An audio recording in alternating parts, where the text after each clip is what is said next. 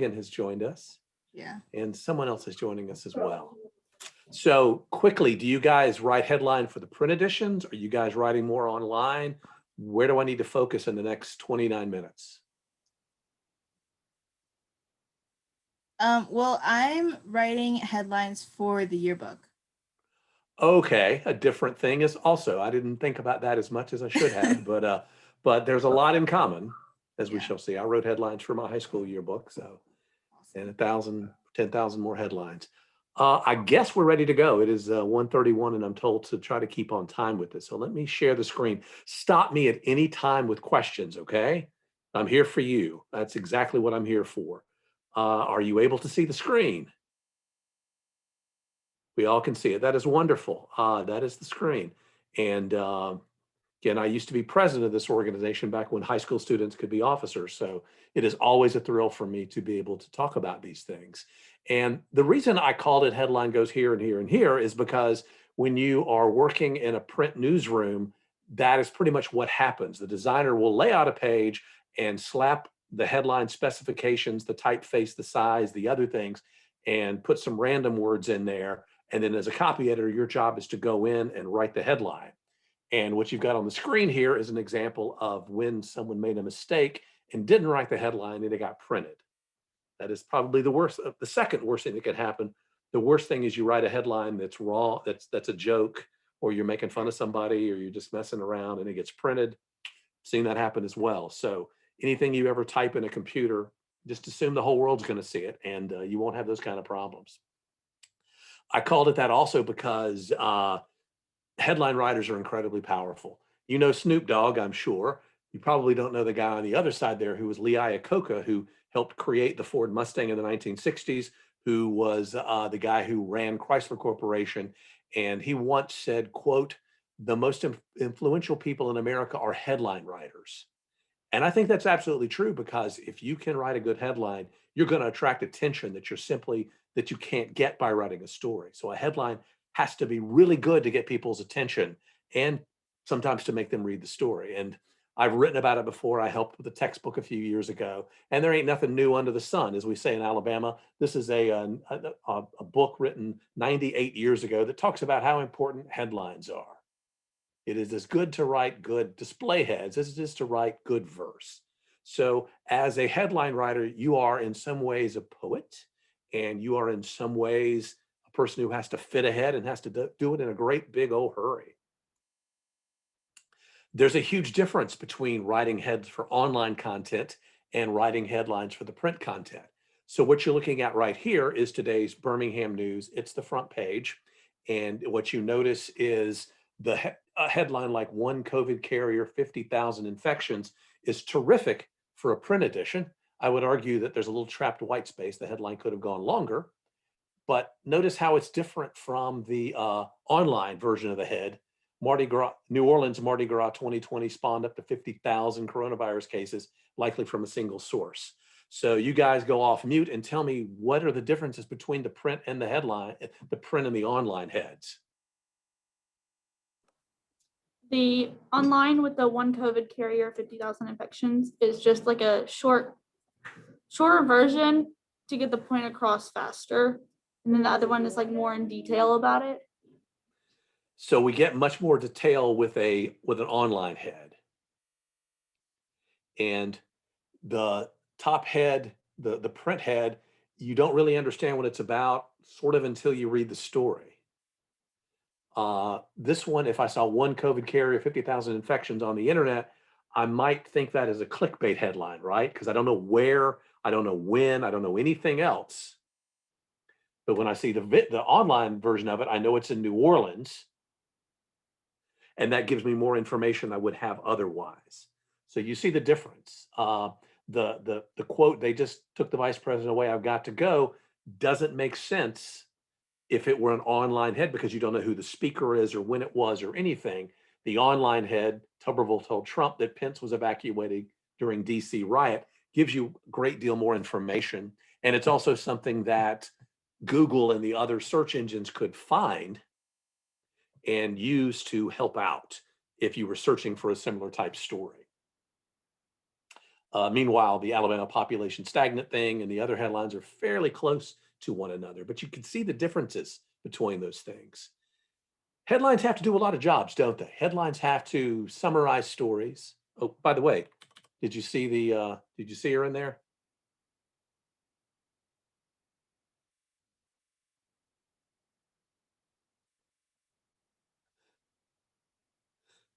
I put her in there. Did you not see her? See, I'm messing with you. You got to pay attention here. Look at that. All right. Did not. Just messing with y'all. Headlines do a lot of things. They've got to summarize a story, don't they? They've got to capture the reader's eye, or at least their mind if it's an online head. They tell us how important a story is. In a print edition, that's absolutely true. The larger headline font tells us that that story is more important than a smaller one. It's a little bit different online where things may show up in the order in which they're published as they flow into the river in chronological order, where we don't know what the most important thing is. But if we go to a news organization's main page at nytimes.com or al.com, it sort of tells you what they think the most important thing is because it tends to go to the top. And bigger headlines do that for us. A print headline is part of the design elements. The fonts they choose, the way it's put together plays into the role of that. And I'm thinking about particularly y'all who write headlines for yearbooks. The headline is certainly part of the art element, and to a lesser degree in a newspaper, but certainly for the magazine. So you're thinking about the fonts, they're going to tell the story best. If you're doing online heads, you know that you got to get people to click on that thing. Think about it this way. When someone buys a print newspaper, they have paid for it. And so they're looking for information about what that story is about. And you can tell them generally in a print head, but in an online story, particularly where they have to click to actually see the story, that headline has to do a whole lot more in able to get that person to click, but also not feeling like it's all clickbaity where you kind of cheated them to getting in there. So there's that fine line that you have to draw to get people to click on it, but then have some goods to deliver once they get there.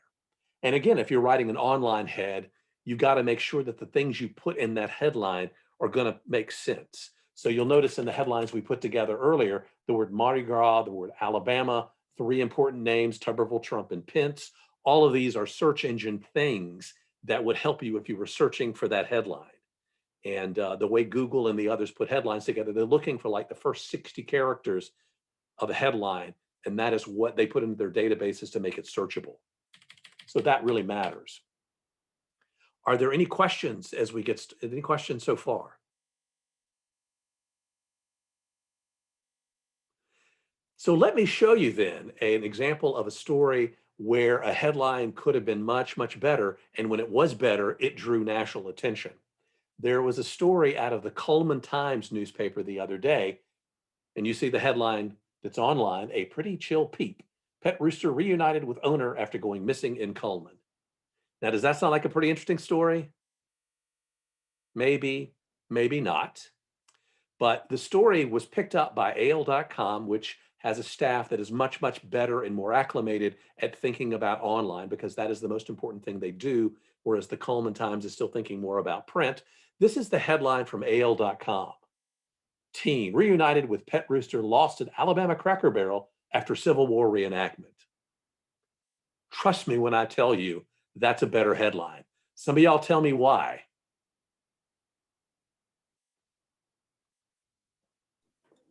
It gives a little bit more detail about it. More detail. Just more information on it, and it makes someone actually want to read like it's a real story, not just a made-up story. It's got those 3 perfect Alabama things: rooster, Cracker Barrel, Civil War reenactment.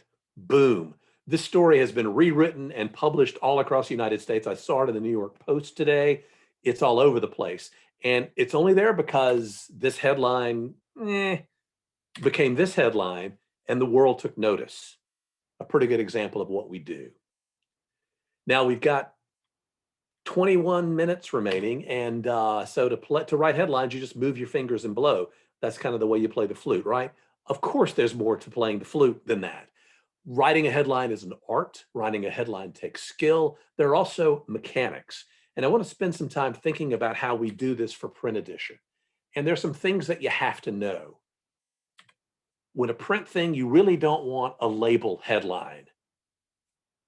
When I say a label headline, what I mean is every headline needs to have a subject. Every headline pretty much needs to have a verb. Otherwise, you've got a label over top of the story. And so instead of a story about what's really happening, it says, this is a story about squirrels or fires or whatever it is. And that's not very helpful. So you want to have a strong verb. You got to have that verb in there to tell that story. So fire in dorm helps a little bit more.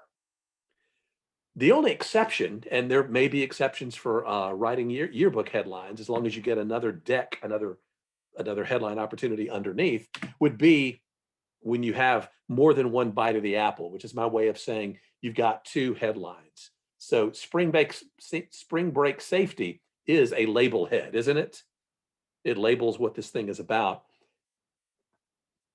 The second deck, students urged to use caution when traveling, would be the real headline, wouldn't it? Because it's got a subject, it's got a verb, it does the thing. We want to avoid those label headlines. We want to use the strongest verb that we can find. Is verbs are boring. In fact, when you write headlines, oftentimes is and are, you don't even bother to put in the headline, particularly for a print edition. So a headline, joblessness is a result of president's policies, comma, Democrats say, is pretty boring. I wrote the same headline with a stronger verb, lead. President's policies lead to fewer jobs, comma, Republicans claim. You see what I did there? Is boring. Lead is stronger. And the word joblessness is terrible, isn't it? Yeah. Fewer jobs is easier and more understandable. In headline writing, we're using present tense most of the time. Alabama clobbers Florida. Even if it's about something that already happened. Alabama beat Florida, but we still put it in active voice, in present tense. Crimson Tide bites Gators. Roll Tide. When we write headlines, we want to use active voice unless there's a reason not to. And you remember active and passive voice from some of those English classes you took. So bill passed by lawmakers is passive voice, whereas lawmakers passed bill is active voice. Any questions about this? Everybody's good. I only see like my face and two other faces, so I don't know what Morgan and Kinley and others are doing back there. I'm going to trust that you're paying attention, right? There's a better way to think about this still. As a journalist, lawmakers pass bill doesn't really tell me anything. They pass lots of bills. As a journalist, you think about, well, what does it mean to the reader? What does this really mean? So the best headline of all is new law raises taxes 2%, assuming that's what the bill did. I don't care about a bill. A bill I don't understand, but a 2% increase in taxes makes sense. You see the difference there. Again, think about who your average student is at your school. When I was in high school, I would think about some random sophomore who just came in, doesn't know anything about your school. When you write headlines, when you write stories, when you take pictures, you think about that sophomore who doesn't know a whole lot. And if they can understand it, everybody can understand it.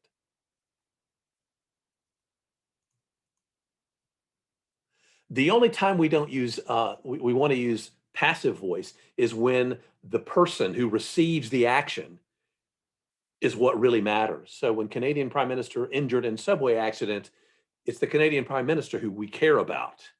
People get injured all the time. It might have been a light sprain. It could have been anything. But because it's the person who receives the action, that becomes the first words in the headline. Does that make sense to you? Here's where the poetry comes in. We want to keep our thought units on the same line, so they fit. And this is different for online headlines because online headlines are going to break depending on whether the person is using a phone or a computer screen that's big or an iPad or a different device, the headlines just sort of go where they go whenever the web browser makes that decision. But when we're writing for print, whether it's newspaper or online or anything else, we want to make sure the thought units are on the same line. So to give you an example of what it's not would be this: union members rally for increased wages. How do we fix that?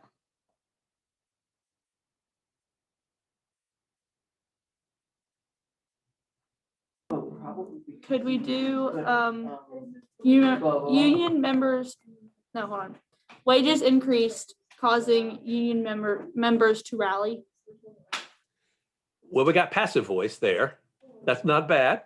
When I'm talking about, and you can write the headline however you want to. What I'm thinking about is you've got a thought unit. Union members rally, period, right?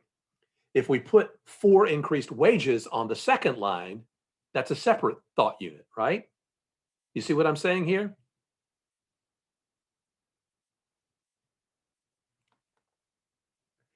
It's really hard to do with a one-line head, but for multiple lines, we want to try to stretch these. We want to make sure the thought units work together. And this is union members rally is a thought unit. For increased wages is a thought unit, because for increased wages is a prepositional phrase. Okay. We don't want to steal the headline and from the lead. We don't want to do that.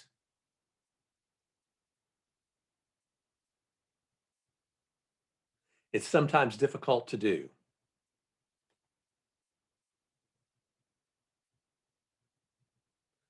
So we don't rewrite the headline and we don't rewrite the lead in the headline. We make it a little bit different. It just shows respect to the writer of the story, and it's not a repeat for the person who's reading the story. So we use it a little bit, but we don't completely bogart. We want to be as specific as we can in headlines. Unemployment, U.S. unemployment rises in January is a good head. Even better would be, which is actual real numbers from this month, only 49,000 jobs added in January. The only is a little bit editorializing, but it tells us that ain't many jobs for a nation of 300 some odd million people. You see the difference there, and they both fit pretty much. They're off by a space or two. We want headlines to be as specific as we can. So a headline like Alabama's doubt governor can achieve goal is vague because we don't know what the goal is. Council to move ahead with plan. A plan for what? To, who knows? We want to be as specific as we can. Big changes slated for city. What does that mean? Be as specific, or as my daddy says, Pacific. Be as specific as you can as you work through these things. When we write headlines, we want to make sure we've got the most up-to-date information as we can. So a story from a long time ago about how a heart attack killed a guy is important. Found dead in jail cell. But later on, if you learn as information updates itself, he died of a heart attack. That's what's more important. So we want to put, particularly for online things, the most recent thing sometimes is the most important thing in the headline, because timeliness becomes more of a news factor as we go along. When we write headlines, we don't just pad to fill space. We want to add as much information as we can, because when we're writing really long headlines, we may come up short. So we keep adding information as best we can. So we've got a headline that's too short. If it has to stretch across, all the entire strip of the newspaper, 5-6 columns, Alabama to face Ole Miss might be a headline that's too short. Alabama scheduled to play University of Mississippi is padding, right? Because scheduled to play, well, how else would they play? It would not be an unscheduled game, would it? That's a superfluous headline. So University of Mississippi becomes Ole Miss. How about this that would be better? Number 2 Tide faces Rebels in afternoon game on national TV. You see what I did there? I added more information. Instead of padding it out, Alabama's number 2. I should make that number 1, Roll Tide. And then I got Rebels in there. We know that's Ole Miss. We know it's an afternoon game, and not only on TV, it's on national TV. So by adding more information, I made the headline fit the space that it had, and we go from there. We don't want headlines to have too many acronyms, things we don't understand. We typically omit articles. We use commas instead of and. So an old headline of Obama leads for India and seeks a court of nuclear policy, a comma will do the business. And we don't typically put periods on the end there. I'm going to bounce through a couple of these here just to get us where we go. We use single quotes in headlines, not double quotes, because double quotes waste space. So Mayor calls press, open quote, false prophets of doom is correct. We can typically upper lowercase being what you want to do. And we want to be careful about double meanings in headlines. Again, there's the old saying, it takes a dirty mind to have a clean newspaper. Doesn't mean you should be dirty. It just means you should understand when there's something that might be have a double meaning or something, you want to be really careful with it. We don't want duh headlines. War dims hope for peace. Well, as they're the opposite of each other, that would be absolutely true. Cold wave linked to temperatures. Well, what else would it be linked to? Yeah, we go from there. So when you're writing a headline, here's what to do. You read that story. Don't write a headline for a story you have not written. Never do that. Read the story before you write that headline. And it helps to summarize the story as best you can in your head. The best headline writers I knew would write the key points down or bold them or something. So a story about a kid being shot at a daycare center would highlight the key things. 5-year-old shot, daycare. 6-year-old classmate accidentally went off in backpack, playing with it, not life-threatening. That's the story in about 8 words, isn't it? So once you have that, you can write a focused sentence. 5-year-old shoots, 6-year-old shoots 5-year-old at daycare. And you kind of just work that way around and don't get too bogged down in secondary details. And if you put it together, you kind of get that sentence, a 5-year-old was shot by a 6-year-old boy at a daycare center, comma, and the wound is not life-threatening. That pretty much summarizes that story that I just threw on the screen, didn't it? So we've got it all together.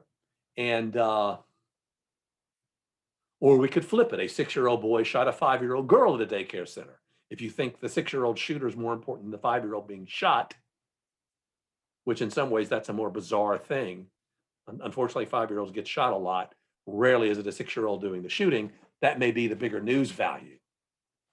So you take that focus sentence and then you put it into the headline by omitting the A and the and taking out the comma. Put a comma where the and is, get rid of the to be forms, make it present tense, and you get that.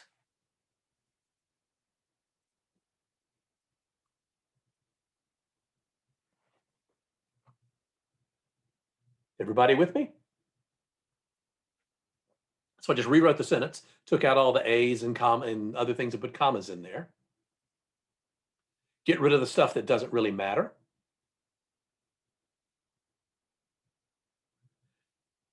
And it gets a little tighter still. We keep tightening. We take out the words that don't matter.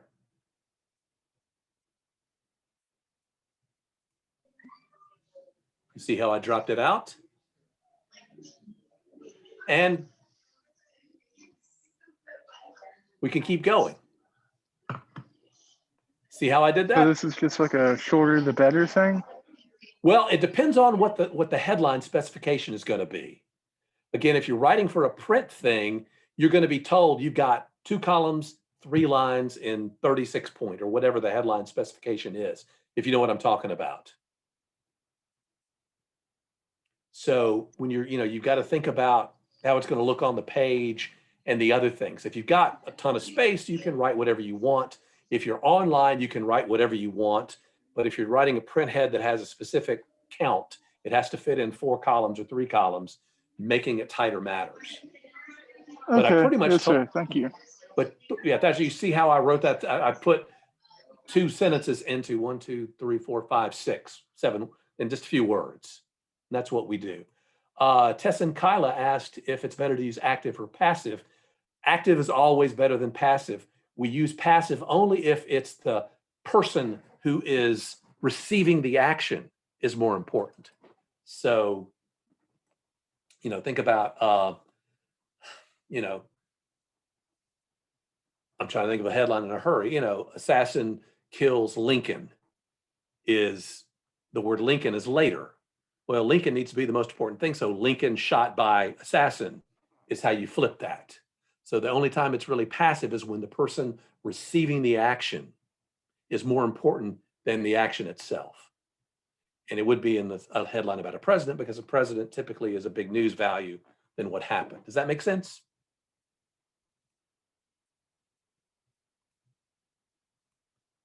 All right, got an answer to that one. We got a few minutes left. Yeah, I got just a couple of minutes left. Do you guys have any questions?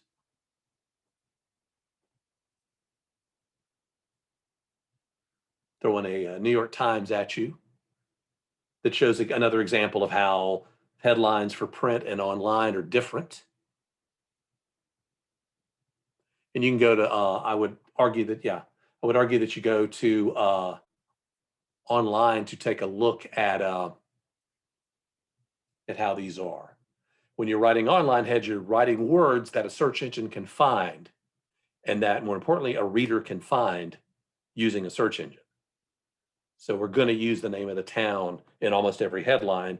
Tuscaloosa News or your school newspaper doesn't have to say Sparkman High every time, because we know it's your newspaper. Are there questions you guys have? We've got a couple of minutes left.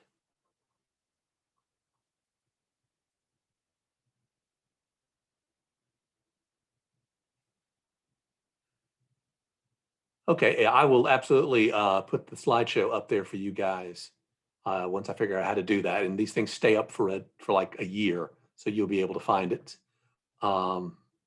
If you're a person looking for Tess, you'll notice that I had Tess right there in the first headline,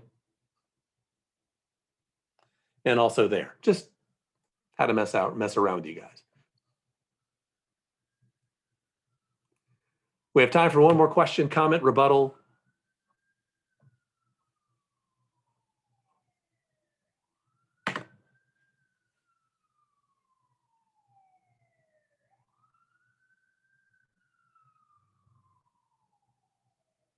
I'm not hearing anything. Just a few seconds remaining.